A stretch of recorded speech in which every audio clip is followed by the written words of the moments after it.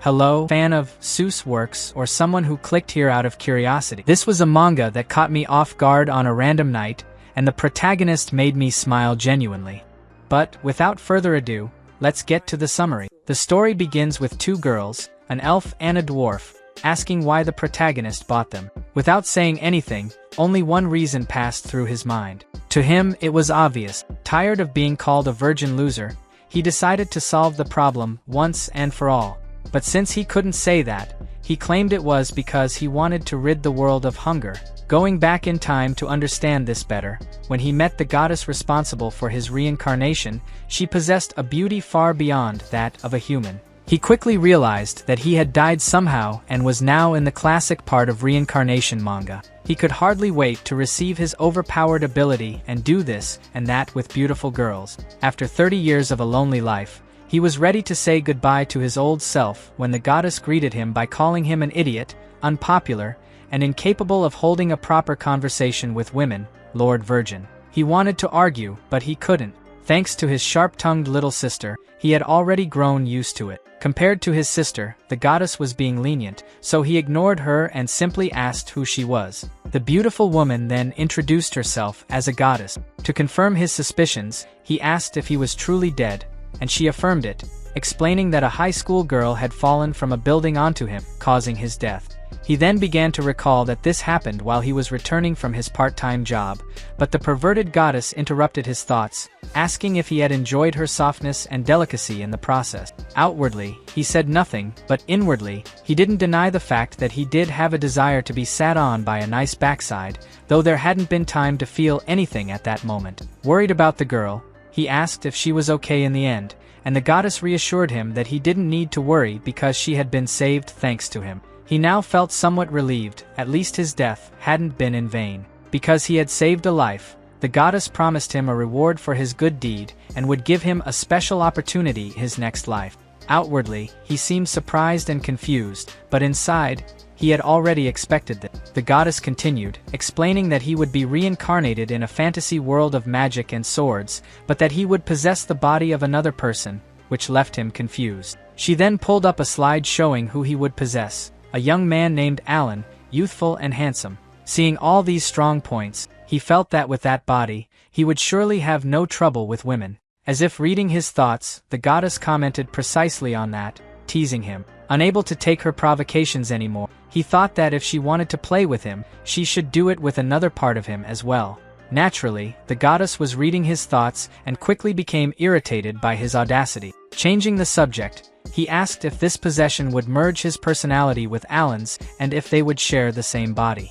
The goddess said no, Allan's personality would cease to exist. Since he was a novice adventurer raised in an orphanage, he would soon lose his life in a dungeon. When his soul departed, the protagonist would take over his body, which made him hesitate. That's when he realized, if Allan was going to die in a dungeon, wouldn't that mean he'd be devoured by monsters? This made him even more hesitant, and he protested that he didn't want to possess a zombie's body, especially since he had already been called smelly enough in his past life. However, the goddess explained that this was why she was granting him the privilege of a transmigrator. He would receive the regeneration ability. She further explained that this ability would be pre-programmed to activate the moment his soul possessed Allan's body. He quickly understood, but also realized that he was simply being handed an overpowered ability, easily ranked SSS, for free. With this skill, he was now certain that he would be able to attract many beautiful girls and say goodbye to his sad past. The goddess asked if he was ready, and filled with excitement, he replied yes. His second life was about to begin, and he was sure it would be a wonderful one. This was the moment when he would become the king of the harem. At least, there was a time when he thought that way. 3 years had passed since he started living in this world of swords and magic, and he was on the verge of breaking his own record of loneliness. There were moments when he thought this was all a joke or a nightmare. He had miscalculated many things. First, exterminating monsters was difficult. He couldn't even defeat a slime. Then, the goddess revealed in his dreams that he couldn't learn magic by leveling up. His only advantage was his regeneration ability, which activated quickly and consumed little mana. However, even if he healed himself, the pain didn't go away. No one would want such an incompetent companion, which is why he had been completely alone. On top of all that, he couldn't use his ability in front of others. In this world, the healing ability was considered a miraculous and rare art. The church had an organization that accumulated wealth by providing healing services. His regeneration ability was a superior version of healing, and the last thing he wanted was to draw attention to himself. He now thought that anyone else in his position with the same goals would have given up by now, but he refused to do so. That was why he was here today at the slave merchant. With his 85 IQ, he had come up with the brilliant idea of saving money by working part-time jobs for 3 years. All for this moment. This was where his harem in another world would begin. As soon as he entered, what he saw was a creepy old man who asked what class he desired. The old man was terrifyingly ugly, but he had to keep himself under control and remain firm. He wanted to use a strong and fearless voice, but it came out thin and weak as he requested to see everything. In the end, the old man only showed him a few, but he had come prepared for this and was ready to strike. Striking an extremely stylish pose, he declared that the old man was hiding others, which caught him by surprise. Noting his reaction, he continued his bluff, insisting once more that he had asked to see all of them. The old man remained silent for a moment but eventually agreed to show the rest. They were now in a completely different place, making him wonder if anyone could even live there. Then, they arrived at the location where the last ones were held. There, he found 2 girls in a deplorable state. Seeing them, Allan was completely shocked. There was no hope in their eyes. He asked who they were, and the merchant explained that the taller one was an ancient elf, a superior elf race, and the other was an elderly dwarf. Both were rare species. He stated that they would normally be Class A, but in their current condition. However, before the merchant could continue, he asked how much he wanted for the 2. He wanted to take them both. The merchant didn't understand but agreed. They were of no use to him anymore and had been there for a long time. With that, he bought both of them, carrying them in a cart since they couldn't walk. He made sure they were far enough from the city. After a while, he reassured them, telling them they must have suffered a lot all this time. And then he begins to use his regeneration ability. Now he can finally show the true value of his skill. Whether it's his hands or his eyes, everything was restored as it came into the world. However, he did not expect them to be such beautiful girls, and he is left in shock, unable to understand anything. The girls couldn't believe it either. It could only be a divine miracle. On the other hand, Allan was still confused. He did want beautiful girls in his harem, but he didn't expect them to be this beautiful, so he doesn't even know how to talk to them now. However, the girls quickly ask for his name. Completely unprepared, he tries to introduce himself but ends up biting his tongue in the process. But then, he takes deep breaths and calms down because it is finally happening. His harem in another world begins here. Normally, one would think that he would now start fulfilling his dream of building a harem. That's what one would normally think after all this, right? However, by purchasing these 2 girls, he spent his entire savings down to the last coin, and now he doesn't even have enough money to pay for an inn, forcing him to live in an old hut deep in the mountains. He is completely broke, and the goddess, enjoying the entire situation, invades his monologue just to make fun of him, but somehow, he manages to drive her away. Many things are now out of his plans when all he wanted was to be adored by the 2 girls he bought and be called Master. In the end, he still continues updating his virginity history. The ancient elf is named Sylphie, and the old dwarf is called Noel. Both belong to rare races in this world, but other than that, he knows nothing about them. That's because he can't read or write the script used in this world, preventing him from reading the scroll detailing their information. But realizing this is not the time for self-deprecation, he starts digging his farmland when suddenly Sylphie appears, already dressed in elegant clothes, which completely catches Allan off guard. But he quickly regains his composure and answers her question, saying that this is for cultivating yams, which confuses her for some reason. He asks if, by any chance, she doesn't like yams, but Sylphie says that's not it. Still confused, she asks if he is really going to cultivate them. Allan replies that he is, but not understanding her doubts, he wonders if she doesn't want to eat yams grown by a failure like him. Or maybe she is thinking that her master is poor and wants to be self-sufficient. Trying to change the subject, he asks if she is just taking a walk. At the moment, he has no time to rest because he now has the responsibility of ensuring they don't have to sleep outdoors or go hungry. That's why he needs to spend the money he earns each day on food. And to console his wallet, he convinces himself that it's for the two girls because if they eat a little more meat, they will certainly be great to hug. Placing the basket of fruits on the table, he offers some to Noelle, who thanks him. He just wants them to eat well, but both are still cautious around him. Lying on the floor of his room, he laments his situation because, like this, he can't simply ask for what he truly desires. He needs to make them trust him, but he doesn't have time to think about that now, as he needs to find work for the day, so he tells them he is going to the city and asks them to wait for him. He notices the confusion in their eyes and asks if they want him to buy something specific to eat, but both say no. Lamenting that he doesn't even know what they like to eat and that his plan to attract them with food has failed, he heads to the city. Now, from Sylphie's perspective, we see that she was incredulous about all of this because he simply left them alone. Both she and Noelle had already regained their original powers, and even though they had slave crests, it wouldn't be difficult to escape his control. Perhaps he is testing them? That's what she starts to think. He even wants to cultivate yams, even though Sylphie can grow them instantly with magic. Something he should know by reading the evaluation scroll.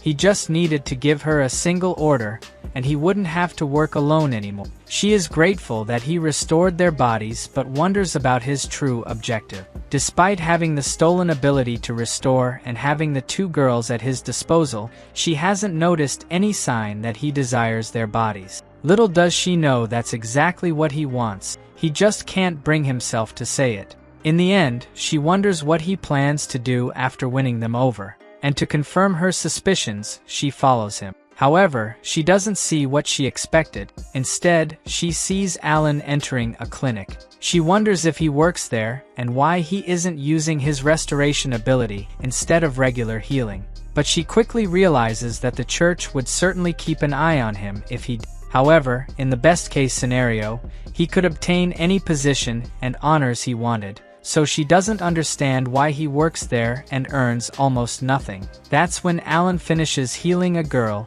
and she thanks him. He tells her to be more careful while wearing a serene expression that makes Sylphie flustered. She wonders what his problem is, and why he is pretending to be a good person.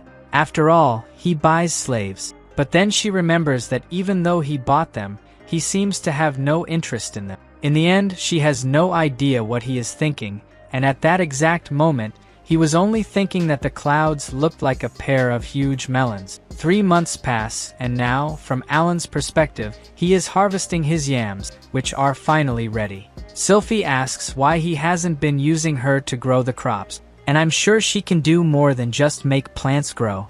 Allan doesn't understand her question and thinks she wants him to put her to work in agriculture, which isn't necessary since he can restore his stamina and work alone. So he was about to refuse her help when she says that with her tree magic, she can instantly harvest crops, demonstrating it in an instant. He is left speechless, wondering what kind of stolen ability this is and why she had been hiding it all this time. Noticing his confusion, Sylphie asks what's wrong and if he didn't already know about it. That this information should have been written on his evaluation scroll, which reminds him of the paper he couldn't read some time ago. Now, with the yam in his hands, he wonders if he should tell the truth. But he quickly realizes that would be like declaring that he is a baby who can't read or write. Besides being extremely embarrassing for him as their master, a man must appear dignified in front of a woman. That said, he must come up with a lie. But what should he say? That he is a perverted yam lover? He needs to calm down and think of something that won't lower his value even more, but rather, a justification that will elevate his actions in their eyes. And then, he thinks of something. He says that magic is a double-edged sword depending on the user, which is why he decided not to force her to use magic, but rather hoped she would consider using it of her own free will. The idea of thinking one can do anything just because they have a stolen ability is frightening. After this display of hypocrisy, he knows he should be the last person to say such a thing since he has always thought that way. But he continues his charade, saying that there is no need for her to force herself to use magic, and then he returns to his harvest. Now, from Sylphie's perspective, after demonstrating her magic, she thought he might pretend to be a good person but would reveal his true nature after seeing her magic, which did not happen. Instead, what appeared was an expression that showed an open wound in his heart, and his words afterward seemed to be trying to convince himself. Now she is sure he was not lying and that he possibly lost himself in his restoration power in the past, thinking he could do anything, but something happened that changed his perspective, making him hide his power. Somehow, she reached this conclusion after hearing him speak and now feels ashamed of herself for displaying her magic in such a way. Approaching Noelle, she says she has something to discuss, something about their future. The next morning, when he went to finish his harvest, he was left utterly confused. Besides the yams, there were various vegetables, all ready for harvest. That could only have been Sylphie's doing, and he realizes that even he, a reincarnated individual, has a stolen ability like that. Not only did she do that, but she was also there with a sleepy Noelle, helping with the harvest. Still confused, he asks why she used magic, which makes her wonder if she was too hasty. Suddenly, another great misunderstanding arises, and he thinks she did it to criticize him for what he said the previous day. Now, his plan to use his modern knowledge to be unmatched is ruined. He tries again to say that she doesn't need to force herself, but she says it's fine. As the two leave to prepare breakfast, he sees his time to shine slipping away. Then, he suddenly thinks of another way.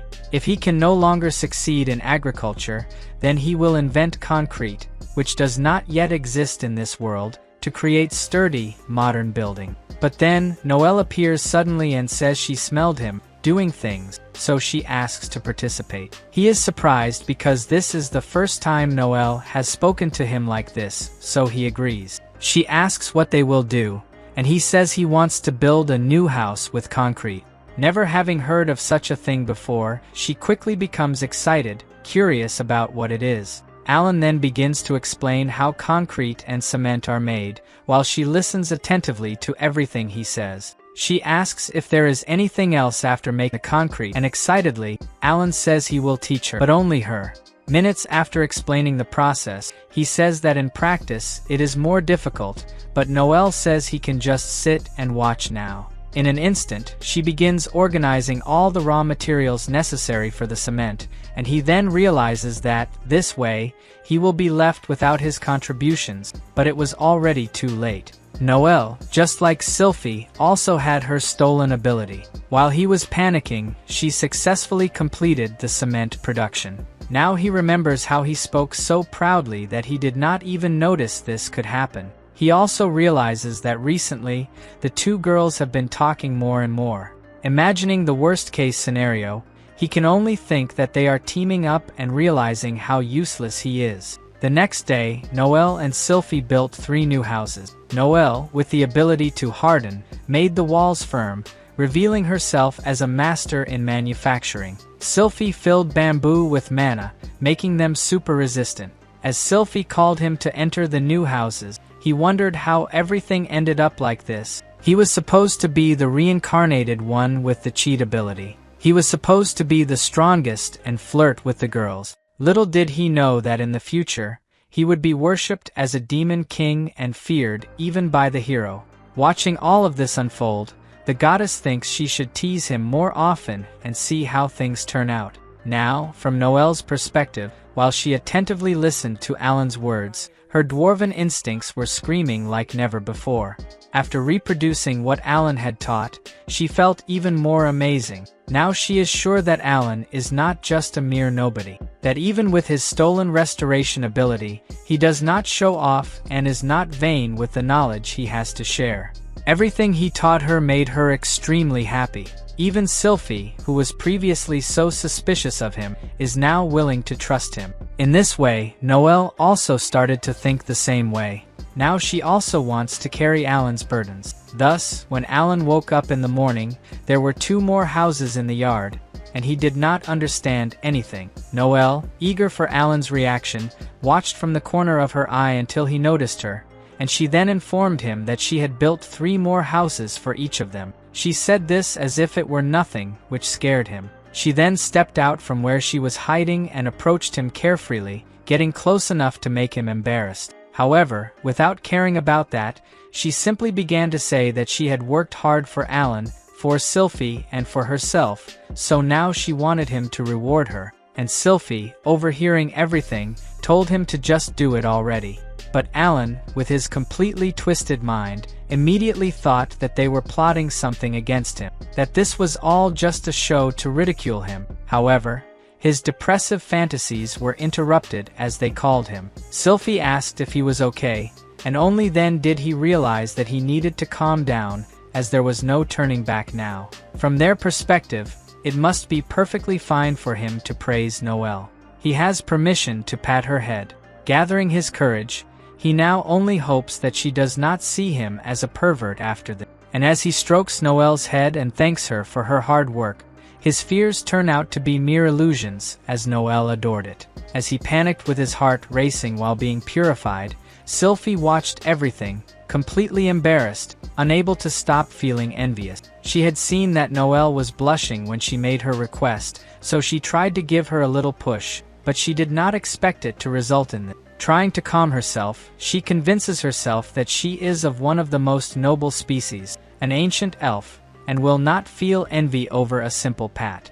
And so, she decides to increase the number of plant harvests while convincing herself that she certainly has no ulterior motives. Months pass this way, and Sylphie finds Allan once again tending to the vegetables alone, as if forgetting the girl's magic. Together, the two can do anything. Food and construction in general have become much easier, but Allan has never once asked them to use their magic. Rather, they used it of their own accord. After living together for so long, she notices that he really does not seem blinded by desires and lives like a hermit. Though she does notice that he has an obsession with Yams, but tired of just having doubts, she now wants to know what he wants to do and his true feelings. Taking advantage of the moment he is alone, she approaches and asks him the reason why he bought them. She wants to know his true goal. And now, from Allan's perspective, the only answer that came to his mind was that he wanted to clap with the two of them, nothing more. But obviously, he can't say that. And just as curious as Sylphie, Noelle also appears, and Sylphie states that the two of them belong to rare species. Now that they've recovered, their value is immeasurable, yet he still only uses them to compensate for the needs around him. They ask if there's really nothing he wants to do. With these questions, it almost seems like they know what he truly desires. And after hearing that part about just to compensate, he doesn't understand at all. Abundant food and a richly furnished home are not just anything. They're already providing him food for free. How could he ask for more? And why doesn't he ask them to use magic? Because that would simply make him feel even more pathetic. The two of them have already given him food and a house, so he simply can't bring himself to take advantage of their abilities. In his current situation, if they asked him to lick their feet, he would have no choice but to obey. But thinking about it more, he would actually love it if they told him to do that. As he racks his brain for a way to escape this, the girls, wanting to show what they're capable of, reveal their most broken magic abilities to him. However, this only shatters him even more. Now, enraged, he decides to reveal his true intentions to them. He's going to tell them what he really wants to do. Or at least that was his intention, because in the end, he blurts out that he wants to save the world from hunger. Hearing this catches both girls off guard, but before he can even process their reactions, his true self punches him for running away once again out of cowardice. Sylphie, still absorbing what was just said, thinks that this is an ideal worthy of a god, something one wouldn't normally admit so easily. Not to mention, he's gripping a yam way too tightly with a distant expression. Little does she know that he's currently waging an inner war against himself. After glancing at Noelle to confirm that they were thinking the same thing, Sylphie steps forward, still not completely trusting him, but tells him that she will follow him, because she wants to see, by his side, the world he wants to create. And with that, the excuse he made up on the spot became the beginning of his heroic tale in another world. But with that, we'll stop here. If you enjoyed it and want more parts of this work, or more recaps in general, leave a comment, like the video, and subscribe to the channel, as it will help me a lot. See you next time.